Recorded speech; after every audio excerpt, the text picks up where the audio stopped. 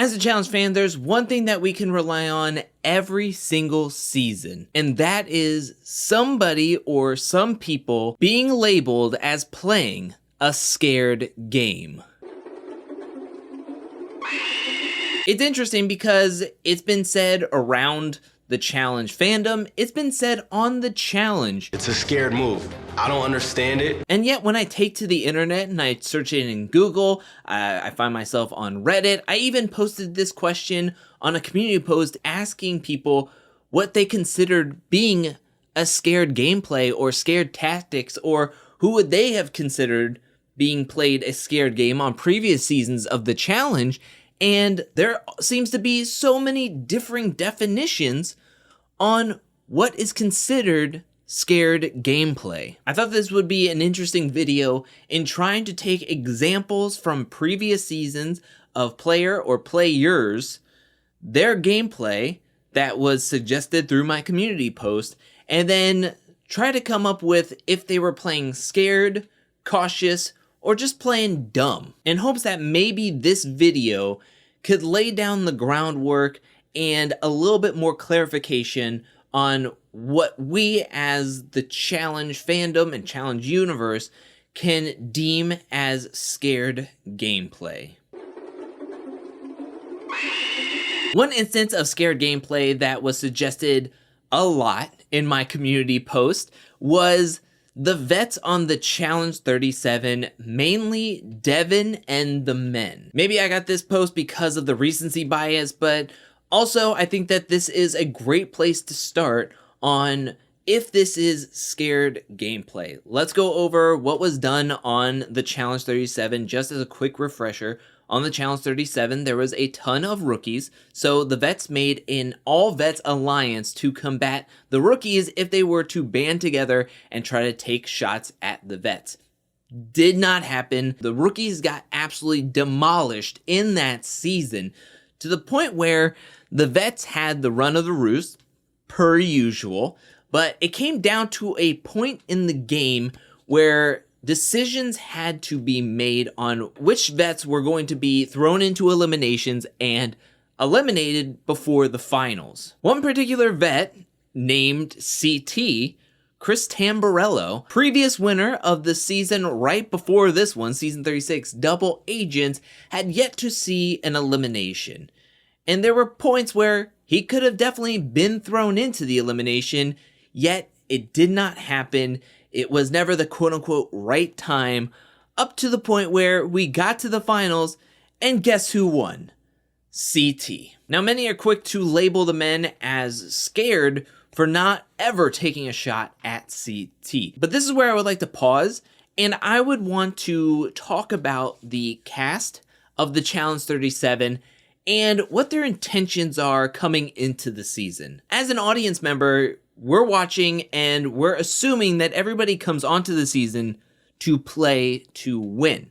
I mean, why play a game if you don't want to win? Well, this is what happens when you look at the cast of Challenge 37 and you see the players are all banding together due to friendships and just trying to make it as far as they can. And I think what mainly everybody is just trying to do is make the finals, right? Isn't that what it seems like? Especially Devin, who is on this season, and I would consider Devin more so playing scared on this season comparatively to the rest of the men. If you take a look at all the men that are in the finals, you have Nelson, who hadn't made a final since 29 at that point. So not seeing a finals for that long period of time, you would think like Nelson is just saying like, I just want to get to the finals. I feel like I've trained enough and just having a seat at the table will feel great. And honestly, Nelson is here for the ride. He hasn't won a daily challenge. He hasn't won into any sort of power in quite a long time. Kyle, on the other hand, he wants to make it to the finals. I'm sure he would rather not go against CT in the finals, but I think he feels his resume keeps on building up. I made it to another finals. I will get second place again. That's building up my resume, right? I just need to work a little bit harder to get there. No, a big part in making the finals and winning is taking the shots you need to set yourself up for a better possibility of winning. Does he win if CT isn't in the finals? I'm sure of it, but also this format was very wonky in the sense that we started out as pairs, then got into 3 teams. We don't know if we're going to be running the finals in these teams. Come to find out, not. We're solo, and then we come back into the teams to then be brought back into pairs.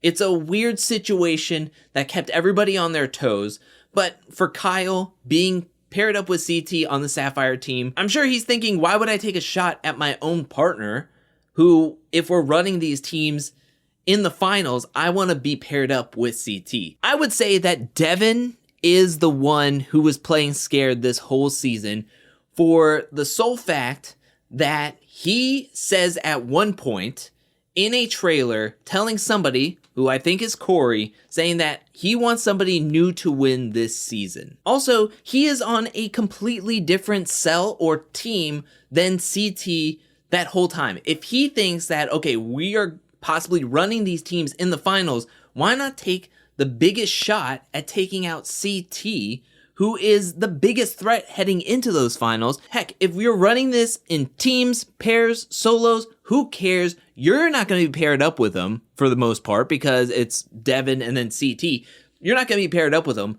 You need to take a shot at him by all means. But kind of like how I was saying with Nelson, Devin coming into the season hadn't made a final in such a long time. And I believe that Devin was all about lip service when he said, I want somebody new to win this game. I'm sure he felt it. I'm sure he wants himself to win. But come on now, he's not going to win against CT. He's probably not going to win against Kyle and probably Nelson at that point. And I match this up with what happens when Tori tries to help her Ruby team win a daily challenge. And Devin takes it super personally because she's going against her quote-unquote best friend. What do you expect me to do? You expect me to sit on my team and watch them just disintegrate? The point is to save my guys. It wasn't to let them win, it was for us to win. I'm not on your team anymore. It wasn't to target you. It was because I wanted to win. It was because I needed to win because either Nelson or Kyle were going in. Devin, you're no. I'm smart enough to not buy bull when I see it, and I don't expect it from one of my best friends, Tori. That's why. Like, it baffles me that Devin would sit there and yell at his quote-unquote best friend for having her try to help her own squad win a daily challenge. Like, what? And it's because he was scared that if they won, he would possibly be sent into the elimination, that he would possibly be in trouble of seeing an elimination. Because he's scared. It reminds me of Rivals 3 Season 28, where we have Dario and Nicole. They had an alliance with Corey and Ashley, and of course, Wes and Nany, because Nany and Nicole are cousins. Dario and Nicole heard about all the alliances that Corey and Ashley were in, and so when Dario and Nicole were in power, they decided that they're going to go to Bananas and Sarah to try to strike up a deal that they would make an alliance with them and Vince and Jenna, because Vince and Bananas are cousins, to help them make it to the finals. And it's because their intent was just making it to the finals so that they can score the 3rd place money prize. I respect the talent and how good you guys are together. And I'm here to get some money too. Daria and Nicole had no intent or hopes or faith that they would be able to come out on top in a finals. That was just out of the realm of possibilities for them. They instantly was like, we just want to make it to the finals. We just want to get some money. And I think that's important to this conversation, is playing not to lose a scared game tactic. As an audience member, again, we think that coming into a season, coming into a game, you sign up to play a game, you come in intent to win, but the context of what are the players' actual intentions coming into the game? Is it clout? Is it notoriety? Is it getting as far as you possibly can? Is it just making the finals so you can have that accolation underneath your wiki fandom profile? The same thing happened in the island with Ryan. Ryan won a face-off and he had the possibility of taking anybody's key. Now, Ryan was playing the fence, playing the middle of the road this season. He could either take Kellyanne's key, which Kenny, Bananas, and the mob were all pushing him for, or he could take one of the mob's keys, which that's what Jen and everybody was trying to get him to do on that side of the island. Ryan, again, what is his intentions coming into the season? He just wants to make it to the finals. He wants to get something out of this season, as Ryan hasn't really done anything up to that point in his challenge career, and really after, too. Ryan decides to take Kellyanne's key because that is the quote-unquote safe route. I look at Kellyanne as less of a threat in this game. It's going to better me if I take Kellyanne's key. And it did. It helped him achieve his goal of making it to the finals.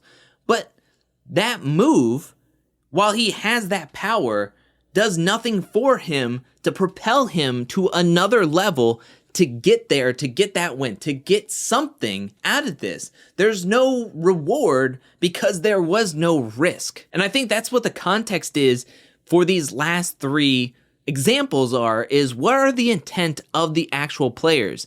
Devin just wants to make it to a finals. He wants to taste that finals because he hasn't been there in forever. And the same could be said for Dario and Nicole and Ryan in the island. Is it scared gameplay? I think it adds to it. They're definitely not playing to win. Another example that was brought up in the community post was in season 15, Gauntlet 3, where the veterans team never took a shot at Big Easy. The vets who didn't lose a ton, but when they did, they would always try to skirt around throwing in the bigger competitor or the bigger player in Big Easy, who was just bigger physically. But there was always that thought process in the air of, okay, but what if Big Easy can't compete in a final? What if he gives up? What if he has to be medically DQ'd? That was always brought up. Look, you want to pass the finish line with at the end of this. And who do you think is going to be the biggest anchor doing that? And I think that's easy, dude. You go down, who's going to carry you? I don't go down, damn it. I stand up to the finish line. Ultimately, what happened is exactly what they were afraid of. In the finals, Big Easy had to be medically DQ'd, taken to the hospital, and even though in season 15, Gauntlet 3, the veterans do cross the finish line first, get their flag up, TJ mentions that you don't have everybody at the finish line, Big Easy is at the hospital, you're disqualified, you can't win a thing. And so the veterans team is crying, they're frustrated, they're distraught, and why? Because they never took the opportunity to take the shot at Big Easy. To quote everybody on that season when talking about the women's side of things, they wanted to quote unquote trim the fat, yet they did not trim the biggest fat on their team. And that's just me saying the saying, not being mean or body shaming or anything, but they didn't take a shot at the person that they should have taken a shot at because they were worried about him. And that was Big Easy. And it cost them everything. And it was because the men were scared of his physical stature. They were scared of them not landing on the right elimination. They had the fear that their own abilities wouldn't be able to take Eric out of the game, but it ultimately came to bite him in the butt because they were scared. I do have to mention that one example always pops in my head when I think of a scared gameplay, and that is back to season 25 Free Agents, where we see in episode 5, we have the winning team deliberating on who they should vote into the elimination on the women's side. Theresa wants to vote in Laurel so bad. Laurel is a physically dominant competitor. She is tough. She is someone you worry about making it to the finals if you're on the women's side because she is just tall, she's physically strong, she's also very smart. You worried. And that's what Theresa was. She was worried. She wanted to take a shot at the strongest competitor, hoping that whoever draws the kill card would be able to have a strong woman against another strong woman to see who would actually be taken out. And maybe Laurel could be taken out of the game before the finals. So Theresa is pushing this hard. This is such a strong move. This is a strong strategy by Theresa. And she even gets people on board. No, everybody wants like a certain person to go in, yet they don't want to actually say their name. We get to the voting, and people are voting for Laurel, one after another, to the point where it's a foregone conclusion that Laurel is going into the elimination. But then we have Theresa voting for Jasmine. And I'm sorry, Jasmine, my vote's for you. And she's sitting up there shaking, all nervous. What the hell? Voting for Jasmine on the basis that, oh, well, Laurel was gonna go in. So Theresa, who wants to make power moves, who wants to play the game, actually backpedals to try to save her own butt, because when push came to shove, she's not standing her ground because she's afraid of Laurel and what could happen if Laurel goes into the elimination and wins. To me, I think that this was a mixture of scared and absolutely dumb. This is one of the dumbest moves, I think, in challenge history, because even though she got Laurel sent into the elimination, which was 100% her point and what she was trying to get accomplished, but she burnt the bridges of everybody who was on that team that she got to actually vote in Laurel. And then Devin, who was Theresa's best friend on that season, she went up to Laurel and said that one person was campaigning for you hard, and that was Theresa. So she made Laurel's list. She backpedaled on her own convictions of trying to send in Laurel. And then you have burning the bridges of everybody who you got to vote in Laurel. It was absolutely dumb. I think that's a mixture of scared and dumb. You're scared stupid at that point. When she was sitting there trying to vote, she got scared stupid and voted Jasmine and absolutely sunk her credibility, her integrity, and her game in that moment. Yes, she made it all the way to the last elimination right before the finals, and she did come up and lose to Laurel, her quote-unquote rival on that season. I mean, that's what Theresa was trying to do, is get Laurel out. And so she did take a shot at her. I have to give her credit for that. But she technically didn't take the shot at her when she had her vote when it mattered. Losing this way to her, especially out of all people. When going through the examples and all the comments in the community post, it seemed like I got a lot more examples from more recent seasons of the challenge. And so in Total Madness, we have two examples. The first one I want to talk about is Dee. Dee got in power in the second episode of the season, and she had this budding rivalry with Jen from The Amazing Race. Jen and Rogan were kind of flirting with each other in the bunker. Dee couldn't handle that. Jen gets ultimately voted into the elimination, but once at the elimination, Dee had the opportunity to send herself into the elimination to take out Jen, but when push came to shove, Dee was not going to do the work herself.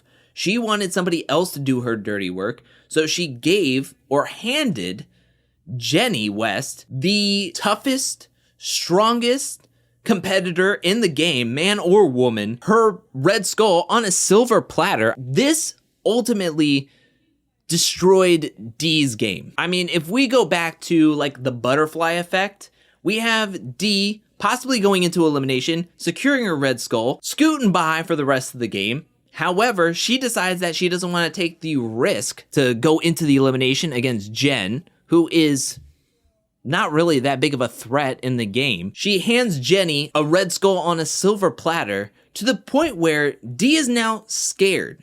Dee is now scared of Jenny because she doesn't want to face her in the final. You can't go back. You can't go back. You can't sit there and be like, oh, well, I'm going to hand you a red skull, but now I'm scared of you because you're a really strong competitor. You have to have those thought processes before you be reactionary and throw in Jenny against Jen because you're upset with somebody flirting with your ex-man, your hookup partner, I don't know what to say. Dee was absolutely dumb. She was dickmatized because at the end of War of the Worlds 2, we saw stuff about Rogan being like, I'm not interested in Dee, I want to go off with Nani. And Dee was crying at the reunion about all of this, yet coming into Total Madness, she was dickmatized again and was like, I just want to be with Rogan and I want to take out anybody who is possibly flirting with this man. Yeah, that was absolutely dumb. I didn't even think of that until right now. That is absolutely dumb. And it leads to scared gameplay to where she tells Rogan, who is still not into her, by the way, at this point, uses that against her by telling Jenny, and it ultimately comes to bite her in the butt because at the final elimination right before the finals, we have a big blindside of Bananas getting the permission from Rogan to send Dee into the elimination against Jenny West, and Jenny absolutely demolishes deep. And speaking of Total Madness and the men that were on there was a lot of people talking about the men and what happened with Jay on that season. Because of the new addition to the Red Skull twist where you have to win elimination to be eligible to run TJ's finals, all the men were scared. Normal gameplay on the challenge is that rookies go in early and often, and Total Madness was no different despite having the Red Skull twist. Jay saw 3 straight eliminations, winning 2 of them and getting medically DQ'd against Rogan in the last one that he was in on that season. And people say that this was scared gameplay, that the men should have taken it on themselves, that they should put themselves in. If you're worried about how many skulls there were or how many weeks were left in the game, why do you keep on sending in Jay over and over and over again? This was scared gameplay. I also would consider this more cautious gameplay because with the challenge, you never know what the twists and turns are.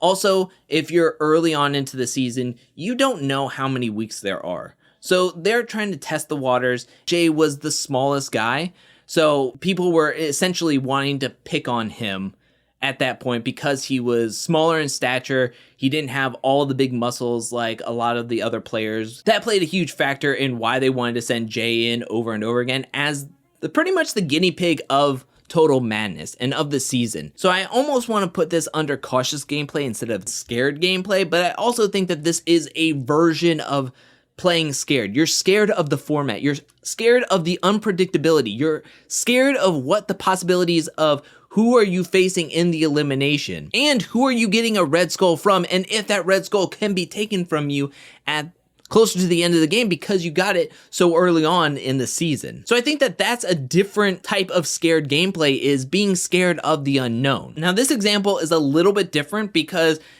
we don't have to speculate if this is scared gameplay or not. The person in this next example states that they are playing scared. And I pretty much just mentioned him not too long ago, and that is Rogan, except not in Season 35, but in Season 34, War of the Worlds 2.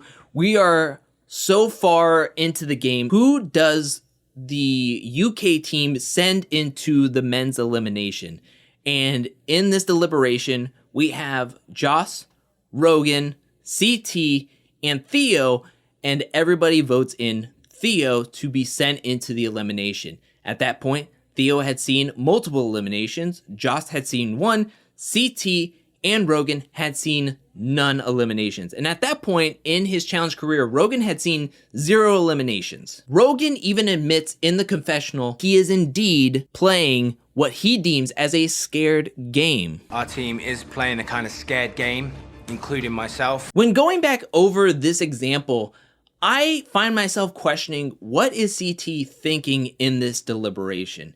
Is he hoping that at this point the UK team would get their act together and start winning daily challenges to keep themselves safe moving forward? Because if not, what if at that point Theo goes into the elimination, loses against Jordan, Jordan stays on the US team? What happens at the next deliberation if the UK team loses? It's going to be Rogan and Joss and the rest of the UK team wanting to send in CT because he's the lone US outsider. Now, I know Rogan talked a lot in that season and seasons afterwards that CT is his best friend. He calls him Pops. He's really helped him out throughout the game. I mean, they won together. However, if the tides had turned even just slightly, a little bit, what is the thought process going on? What is the plan next turn around? Are you going to send in Joss because he did beat Bear? Or are you going to send in CT, who is not a part of UK really, and he is an outsider, but he is a valuable asset to the game and to your alliance? Do you decide that you're not going to send him into the elimination in being scared that you could possibly lose him? Or do you send him in thinking, okay, well, he is a veteran, we would like his experience, but I want to run the finals with my best friend, Rogan and Joss. So I'm going to send in CT to the elimination, and he is a vet, he is intimidating, he should probably win, right? I mean, it ultimately works out at the end, so I don't know if you can say he's playing a scared game, but there are points that it is questionable. And I would say that at certain glimpses, I would say that CT is playing a scared game in Season 34, War of the Worlds 2. Now let's stick into the same area and location, and let's go into Season 33, War of the Worlds 1, where it was suggested that Paulie played a scared game, especially when he was faced with the decision on possibly jumping into the elimination against Kyle in a hall brawl. Now, this is after Kyle was bruised, battered, beaten, had like a broken knee, but he was willing to go into the hall brawl, trying to make it further and make it into another finals. This is the season also where Paulie was securely in a relationship with Cara and just picked fights with Kyle at any and all turns. When he wanted screen time, he would just get into an altercation with Kyle, pressing their foreheads against each other.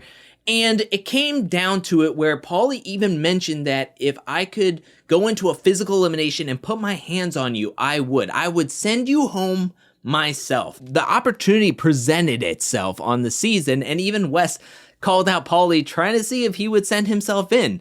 Anybody want to throw themselves down there and go against one of the people? And he did not. Instead, they put in Kyle. Kyle picked Theo, and Theo ultimately won after a very tough battle, despite Kyle being super injured. I would say that this is frustrating as an audience member. You have this person constantly calling out Kyle. You have these two competitors going at each other's throats the whole time, to the point where you could have this moment. We could finally see Kyle versus Paulie and who is the better competitor going into this elimination and possibly further on into the season. However, I have to say that this isn't scared, in my opinion. This isn't cautious. I think that this is smart, actually. This is smart, not taking the risk. Paulie was playing what I would deem a near perfect game on War of the Worlds. He was winning a ton on the daily challenges. He had a strong alliance. He was getting the people out that he needed to get out, besides Turbo, who was always going to win that season, I would think. And why take the risk? Now, I know we bring up Jordan flipping all the kill cards to take on Bananas in the Wrecking Wall elimination in Season 25 Free Agents. It's iconic. Him going up there and flipping all the kill cards and going into that elimination. Was it smart? Probably not. But was it epic? Yes. And that's what I would say about this elimination if Paulie would go into that elimination and possibly lose. He is, I would say, 6 inches to a foot smaller than Kyle. Yes, Kyle is battered, but when he was going up against Theo, that was a tough fight that he gave Theo. And Theo was what seemed to be in perfect health going into that hall brawl. Paulie was already in power. He had a shot at the finals. It was so late in that game. If he could have gotten past that perch, he was going to be in yet another finals. He decided not to take an unnecessary risk, putting his own game in jeopardy. Does this put a lot of thoughts in people's mind thinking you're scared because you didn't go into elimination? Why wouldn't you go into elimination? Heck, you said it. You said you would go into elimination. If I could put my hands on you, I would take you out myself.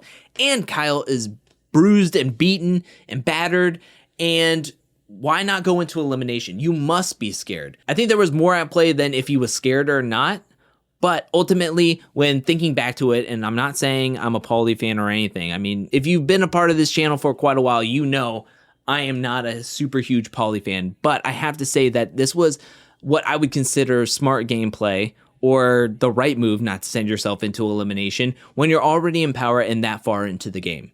I can't deem this scared, but I think it is infuriating as an audience member not seeing it happen after the whole build-up and the opportunity presenting itself. Let's move on to Season 30, Dirty 30, where at the elimination, Nelson pulls the double cross. Now, Ammo is already going into the elimination.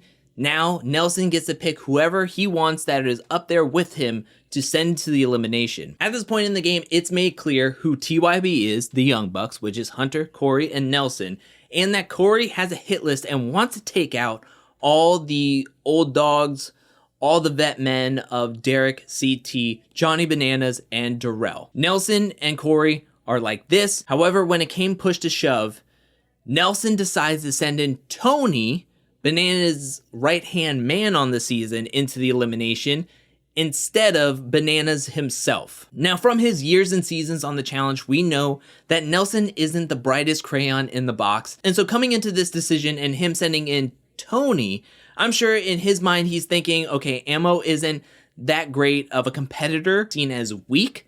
And so sending in Tony, he's taking less of a risk of sending in Tony instead of Bananas, despite all the vet men coming after Corey and also TYB and Hunter and Nelson no matter what, as well as Nelson getting into almost a physical fight with Bananas when Bananas and Corey kind of got chest to chest in the nightclub at one point. The damage is done. Why not just take the shot and send Bananas in and hoping that Ammo will win this elimination against Bananas?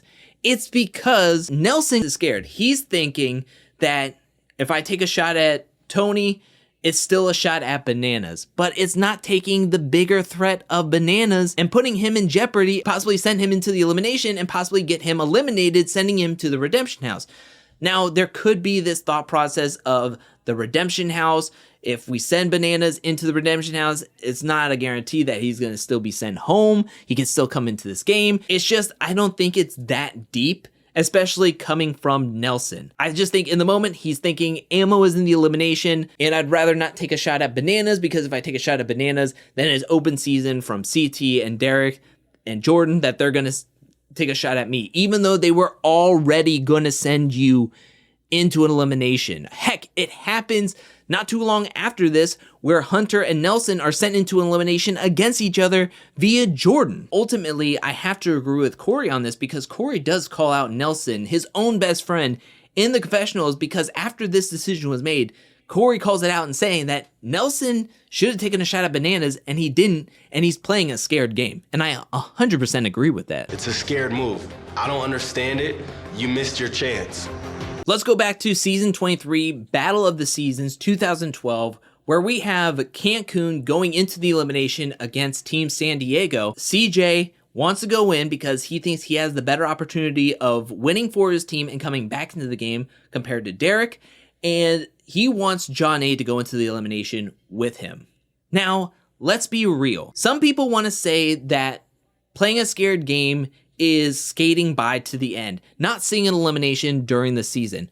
I say that is false. If you do not see an elimination throughout the seasons, I think you're playing a great political and social game. I don't think anybody would say that Darrell is playing a scared game in his first couple of seasons where he didn't see a single elimination, I think, for the first 3 seasons of his career. If you're Carmaria or CT who had not seen an elimination for quite a while in your challenge career, almost a challenge record on both ends, because they're an intimidating factor. If you don't get sent into the elimination, you're not playing a scared game. The other people are scared of you, and that's why you don't see an elimination. We know that nobody wants to go into elimination. You should not be excited to go into an elimination, and you should try to stay out of elimination. But we as the audience expect you or want you that if you get called to go into elimination, that you take up the mantle, that you go, I didn't really want to go in, but now that my name is called, my number is called, I'm going in and I'm going to take care of business. But when CJ tries to say, John A, I really want you in there, I think we can do this, John A gets scared. She gets defensive. She gets angry because she does not want to put herself at risk. She freaks out. I am not going into the arena. I think that I deserve to be here. I understand that. All of us can say we deserve to be here. And Jasmine, who is strong and really cares for John A, says that she will step in and take on Sam. Would John A have won the hall brawl against Sam? We will never know. But I think that we can say that Jasmine versus Sam was such a low bar that John A could have put up some sort of a fight, but it was her fear of possibly being sent home that she did not want to go even into the elimination, because she didn't want to have the opportunity to possibly go home because she did not have a place to stay. She ended things with her boyfriend, so she had no idea where she was going to go after the season was over. And guess what? It ultimately came back to bite her in the butt, because once CJ and Jasmine were eliminated because they just could not win against Team San Diego, after going into sudden death, Team Cancun of John A and Derek C had to face off against Team San Diego right before the finals and lost. John A did make it very far, but it delayed the inevitable at that point. Heck, what if John A went into that elimination and possibly won against Sam? That would have been huge, possibly putting them in the sweet spot to possibly win that game. And it's that fear that stopped her from wanting to compete and making the possibility of winning a challenge championship that season because she was scared. She got frozen. It was fight or flight, and she flew away as far as she could because she did not want to put herself at risk. I'm actually here to win. I am not going into the arena. The same thing happened with Brad in All-Stars 3.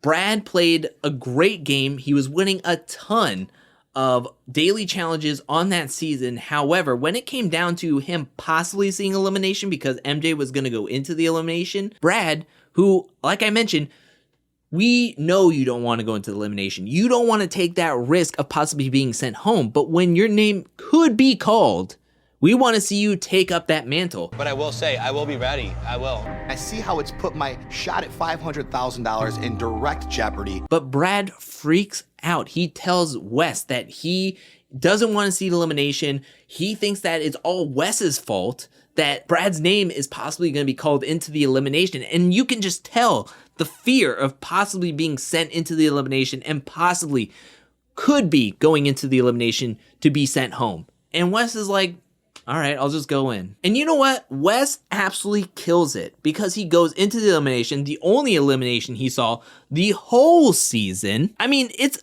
crazy to think about. What if MJ did get voted into the elimination by the winning team or people, and then he calls in Brad and MJ loses? What would have happened? Would have Wes seen an elimination that season? Maybe, maybe not. But ultimately, that one elimination was all that Wes saw in that game. Win for Wes after being seen as a huge threat. He goes into only one elimination and takes out his biggest rival in the house. Yes, absolute power move, absolute boss move, where Brad just wanted to play to not lose. And ultimately, it came back to bite him in the butt because Wes never saw another elimination, and Brad didn't win this season. Spoiler alert, he did not win the season. So I would consider John A. and Brad's move both scared gameplay in that moment. Not saying that Brad should have seen the elimination, because it ultimately went into, okay, Wes seeing at least one elimination on the season, which he needed to see more eliminations, but because he was friends, Nehemiah and Brad were friends with Wes, and at a certain point, it was just not going to happen to where Wes was going to see another elimination. And it's just bad gameplay. It was scared gameplay on both ends, which cost both of them the win at the end, in my opinion. The last thing I do is play a scared game. Real quick, I want to talk about two instances that were mentioned in the examples that I don't deem as scared gameplay. One of which is in Season 36 Double Agents, Gabby not going into the elimination in the Hall Brawl against Amber M to get her gold skull. A lot of people are saying that this was Gabby's gold skull on a silver platter. She handed Amber B a gold skull. But I would say that Gabby was playing cautious. Gabby and Amber M on that season were best friends. It's tough to get yourself mentally prepared to go into the elimination against a best friend. Not too long after that episode, Gabby would face off against Nany, which I don't hate that matchup. I think Gabby actually could win that game probably 6 out of 10 times. I would think 6 out of 10 times. She just did not have enough to beat Nany at that moment. And who's to say that even with Gabby winning her gold skull against Amber M, would Gabby not go into another elimination? Who's to say that wouldn't happen? Because the game was played for so long that Gabby could have been sent in over and over again. And she was one of the smallest rookies left in the game that I think that she could have been sent in again later on in that season, right before the finals, and get eliminated. I mean, there was another Hall Brawl after that, right before the finals, and Gabby could have easily been sent in again to possibly be eliminated right before the final. So I don't count Gabby in Double Agents as scared gameplay for not going up against Amber M, her friend, in that elimination. I just think it was cautious, and I don't hate her going up against Nany later on in that season. Now, on the opposite end, with Fessy not going in against Joseph in the first elimination, I think that's dumb. He should have sent himself into the elimination, got his gold skull, and swap the partners if you really wanted to swap. He was dumb to take a shot at Nelson, his friend and ally in the game, who would have his back, to then have this blindside and betrayal. That made no sense. He should have just went up against Joseph, showed everybody that he was here to play, get that win in that ring toss elimination, and gotten his gold skull and swapped partners. I thought it was dumb, and I thought it was scared. He was scared stupid in that moment. Last season, everybody kind of played a scared game, threw in rookies back-to-back, Jay 3 times in a row, and followed with me.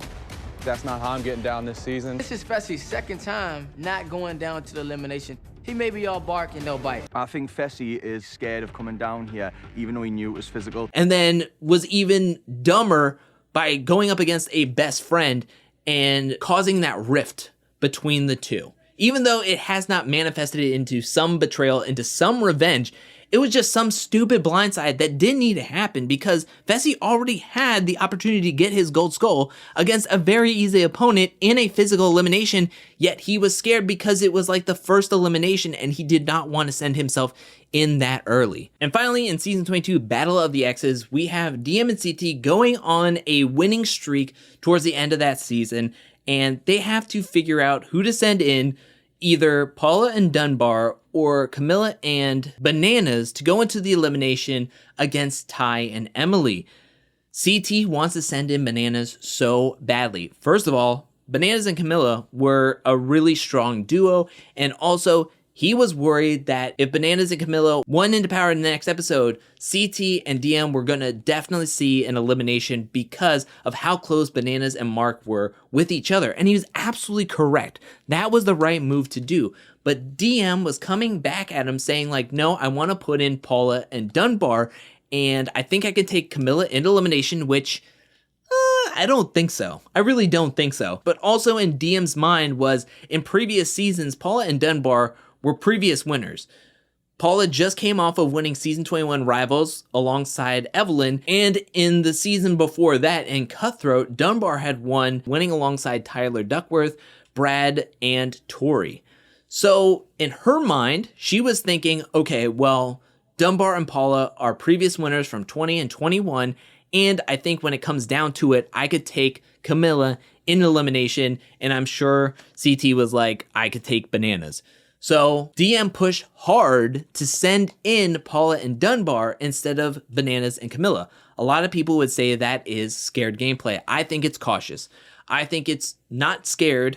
I think DM never did much of anything scared on the challenge, but I think she overthought things to the point where she would get herself into a frenzy, and that's where we would see this kind of gameplay from her. I get where she was coming from, but ultimately it was the wrong move. So after taking this journey of asking you, the audience, of what you would consider scared gameplay in your examples, going over these examples, watching in context what these moves look like, what they resulted in, reading articles online, going to Reddit, I think in conclusion, the definition I came up with, that I personally came up with in trying to define what a quote-unquote scared game is unwilling to make a move that would greatly benefit or greatly improve your chances to win when given the power in fear of consequences / the move failing. I think that's what a scared game is to me.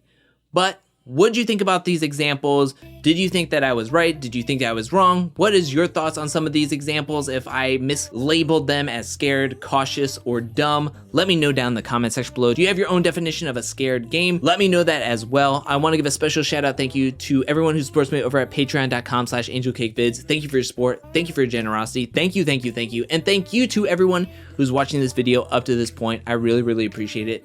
I'll be back with more challenge content, more content in general. But until then, peace.